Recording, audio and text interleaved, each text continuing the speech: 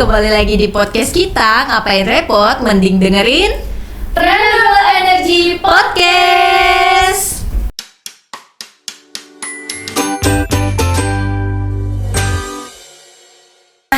Tadi di perjalanan ke sini, guys, kalian lihat banyak electric vehicle atau mobil listrik gak? Dan Lihat banyak ya? aku sering lihat di daerah Araya tuh. Waduh, Biasa gila mau- perumahan elit. Iya.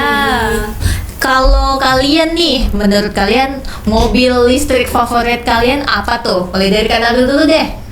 Aku sih kayaknya tertarik sama Hyundai Ioniq 5 gitu ya. Wah, keren. Suka yang produk-produk Korea ya sepertinya. Kalau Kanadia? Kalau aku hampir sama kayak Nabil, suka yang mobil-mobil besar. Itu Chery Omoda 5 itu besar. Wah. kan, Wah. Nah, kalau dari Kanadia ini sukanya produk dari Cina, guys. Nah, keduanya ini suka mobil-mobil yang berkapasitas banyak orang nih. Tapi karena kalian udah punya mobil listrik favorit kalian masing-masing, menurut dari kalian deh, gimana sih electric vehicle sebagai green energy untuk kedepannya? Ngomongin teknologi electrical vehicle nih, pertama yang harus kita lihat ini adalah efisiensinya. Kalau dari jurnal yang aku baca, efisiensi mobil listrik atau motor-motor listrik itu sekitar 85-90%.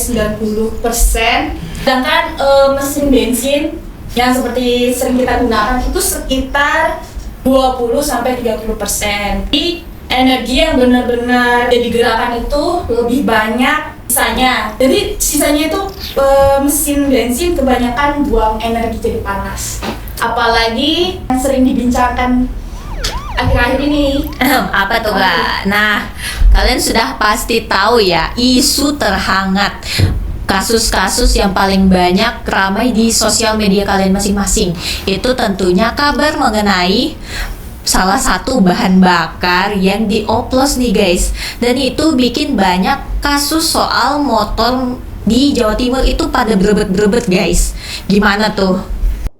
Kalian polisi akan melindungiku, kan? Nah, jadi karena ada kasus tadi, electric vehicle ini tuh bisa mengurangi dampak adanya kasus oplosan tadi ya. Terus, electric vehicle ini juga dapat mengurangi polusi udara yang semakin parah, terutama di kota-kota metropolitan.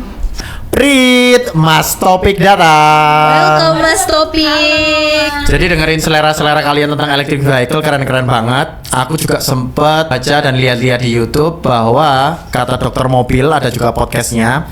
Dia bilang electric vehicle memang sedang benar-benar menjamur. Namun ada juga yang pro dan kontra. Kalau untuk yang kontra nih, karena baterainya itu kan lithium ya guys, Ya. itu berasal dari nikel, dan nikel itu diambil dengan cara eksploitasi alam yang sudah sangat bertabrakan dengan moto mereka, yaitu green energy. Bisa nih buat topik kita podcast kali ini. Jadi electrical vehicle ini kan solusi mutlak ya, karena bergantung pada sumber listriknya. Jadi nanti kalau misalnya pengisian baterainya tetap menggunakan pembangkit listrik tenaga uap atau tenaga fosil lainnya, dari electrical vehicle ini sangat berkurang. Kita bisa ambil contoh dari negara Cina dan Jepang.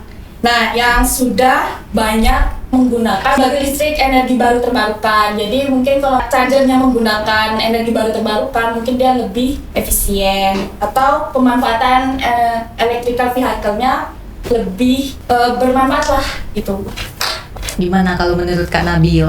Kalau menurutku nih ya bener sih kata Mas Topik tadi, emang electric vehicle ini tuh bisa banget untuk mengurangi dampak dari polusi udara kita. Tapi dari segi untuk pembuatan baterainya, itu kita harus mengeksploitasi alam lebih dalam lagi untuk menghasilkan baterai tersebut. Jadi bisa dibilang ini tuh tidak terlalu ramah lingkungan ya menurut saya.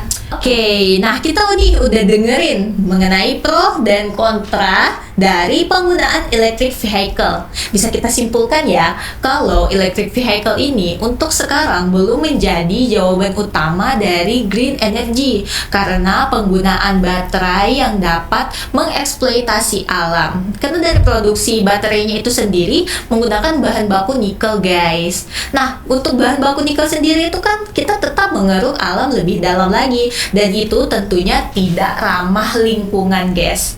Gimana sih kalau kita dengerin pendapat para dosen yang lebih duluan berkecimpung di green energy ini?